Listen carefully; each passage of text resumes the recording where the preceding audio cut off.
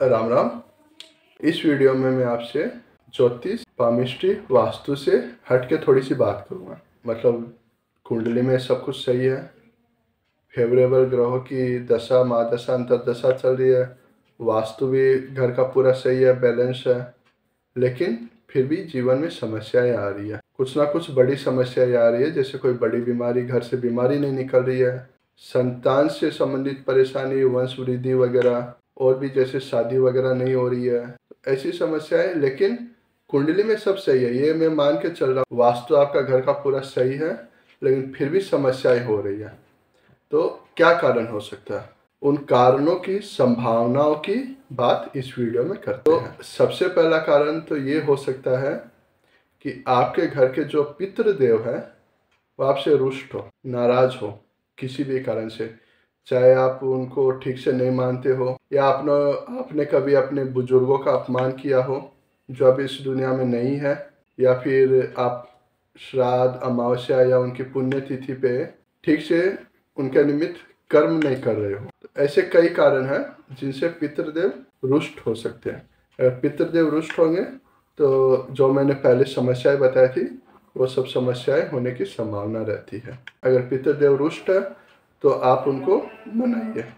दूसरा कारण क्या हो सकता है? जैसे बहुत जनों की आदत होती है, बहुत से लोगों की आदत होती है कि कुछ परेशानी चल रही है, किसी तरह की प्रॉब्लम वो फेस कर रहे हैं, या उनका कोई काम नहीं बन रहा है, तो वो क्या करते हैं, किसी भी देवता को, भगवान को, ईश्वर को याद करके या उनके मंदिर में जाके कुछ प्रसाद या कुछ बोल देते हैं उनके निमित्त कि मेरा ये काम हो जाएगा तो मैं आपको 100, 51, 201, 5,000 का जो भी है प्रसाद या ये काम मैं आपके निमित्त करूँगा। लेकिन क्या होता है, उनका वो काम तो कुछ समय बाद बन जाता है, लेकिन वो प्रसाद वगैरह चढ़ाना या जो भी उन्होंने बोला है उस काम के लिए उन देवता के निमित्त वो अपना कर्तव्य पूरा नहीं करते हैं। उसको या तो वो भूल जाते हैं या आलस कर जाते हैं, टाइम गुजर जाता है, तो ये एक ऋण बन जाता है। जैसे काम वो हुआ पूर्ण जिसके लिए बोला हुआ है, वैसे ही आपको जो आपने बोला है वो पूरा कर देना चाहिए, नहीं तो ये देवताओं का एक ऋण हो जाता है। इसको ज़्यादा दिन ड्यू नहीं रखना चाहिए। अगर ये ड्यू हो गया तो परेशानियां आएंगी, बीमारी के रूप में आ सकती है, या आपका कोई बड़ा काम नहीं बन रहा, आपका काम अटक जाएगा, या संतान से संबंधित या कुछ भी ऐसी समस्या, विवाह से संबंधित ऐसी कुछ भी समस्या आ सकती है। तो इसका आप पूरा ध्यान रखें। या तो आप बोले नहीं, ये सौदा भगवान से ना करें कि मेरा ये काम कर दीजिए आप तो मैं आपको ये करूँगा, प्रसाद चढ़ाऊँगा या जो भी करूँगा या जागरण करूँगा। या तो आप बोलिए मत। अगर आपने बोला है तो आपका जैसे काम होता है, पूरा काम होता है आपका, आप वैसे ही अपने बोले हुए जो आपने वचन दिया है, जो बोला है, उसको पूरा कीजिए। तीसरा कारण क्या हो सकता है?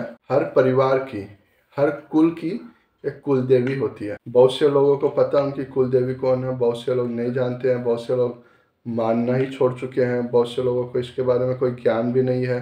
तो अगर आप अपने परिवार के, अपने कुल की कुल देवी को नहीं मानते हैं तो भी आपके जीवन में समस्याएं होंगी। ये समस्याएं सिर्फ आपको नहीं होगी, अगर आप ध्यान देंगे तो आपके परिवार में मैक्सिमम लोगों को समस्याएं रहेगी। इस टाइप की जो मैंने पहले समस्याएं बोली है ना, उसमें से कुछ ना कुछ समस्याएं मैक्सिमम लोगों को रहेगी। तो कुल देवी का भी ध्यान कीजिए, कुल देवी को भी नाराज मत कीजिए। अगर आपको उनकी जानकारी नहीं है, ज्ञान नहीं है, तो आप कुल देवी के नाम से ईशान कोण में रोज दीपक जलाइए, उनको प्रणाम कीजिए, गलतियों के लिए माफ़ी मांगिए। अगर आपको जानकारी है कि कुल देवी माता कौन है तो साल में कम से कम 2 बार उनके मंदिर में जाइए, उनको आप भेंट चढ़ाइए, उनको प्रसाद चढ़ाइए, हाथ जोड़िए और उनसे क्षमा प्रार्थना कीजिए।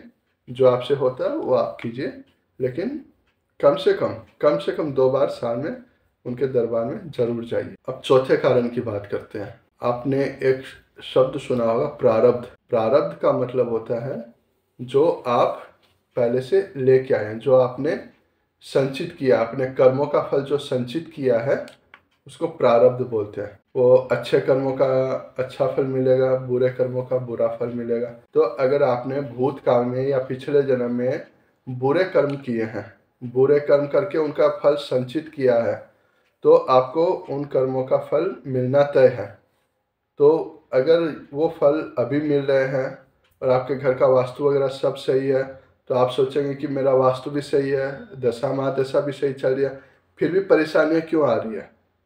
तो इसका कारण ये भी हो सकता है प्रारब्ध के फल, मतलब आपने जो पहले गलतियां, जो भूल, जो पाप की है, उनके फल आपको अब मिल रहे हैं। तो इस वीडियो में हमने बात की कि परेशानियां आती है, सब कुछ सही है, कुंडली भी सही है, वास्तु भी सही है, आप धर्म दान भी कर रहे हैं, अपनी तरफ से पूरी कोशिश कर रहे हैं, लेकिन फिर भी जीवन से परेशानियां नहीं जा रही है। एक के बाद एक बड़ी मुसीबतें आती रहती है। तो उनका क्या कारण हो सकता है, क्या संभावनाएं हो सकती है। तो अगर आपके साथ भी ऐसा कुछ हो रहा है तो आप सोचिए, एकांत में सोचिए, ध्यान दीजिए कि इनमें से क्या कारण आपके साथ हो रहा है। क्या आपने कुछ भगवान के लिए बोल के छोड़ा हुआ है, या आप भूल चुके हैं, या आप आलस कर रहे हैं उसको पूरा करने में, या आप कुलदेवी को नहीं मान रहे हैं, या आपके पितृदेव आपसे रुष्ट हो सकते हैं। क्या कारण हो सकता है वो आप सोचिए, मनन कीजिए, और दूसरे वीडियो लेके मैं फिर से आऊँगा। धन्यवाद।